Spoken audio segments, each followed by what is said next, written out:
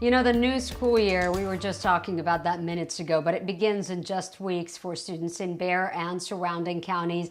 And this morning, parents are finally getting some answers in the battle over back to school. We have new information now, and Erica Zuko is joining us with the facts to help you make those first day plans. Erica, good morning.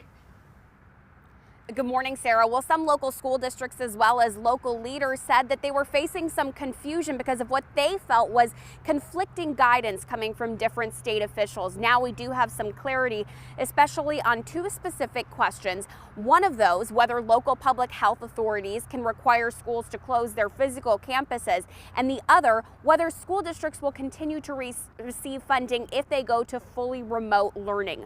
We learned a little bit more in an interview that KENS 5 did with Governor Abbott, as well as a statement that he released along with other local Republican leaders. In that guidance, they do explain what we can expect for the fall, and the governor says he believes that the guidance has been consistent all along. To kind of talk you through what we learned from those statements and that interview. First of all, it says that school boards essentially will decide when school districts can open, that they will be funded as long as they're providing necessary days and hours of schools. There will be an 8-week transition period where schools can use remote learning. They can kind of go back between these while they work out the kinks, and then they can have that extended with a school board vote and a waiver from the Texas Education Agency.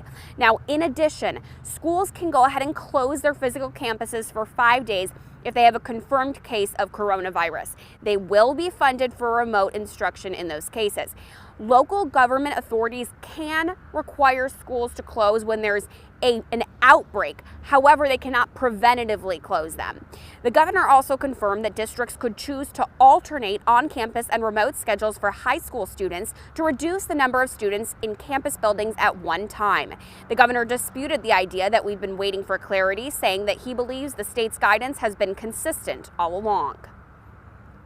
From all state officials, we've delivered the exact same message for weeks now. And that is, it's the authority that has always been the authority, the local school boards, the local school districts that make decisions about when to open up schools, how to open up schools, and then giving those school districts, once they do open up, at least 8 weeks of remote learning opportunity. And then after that, if there continues to be challenges in their schools, they have so many options for flexibility.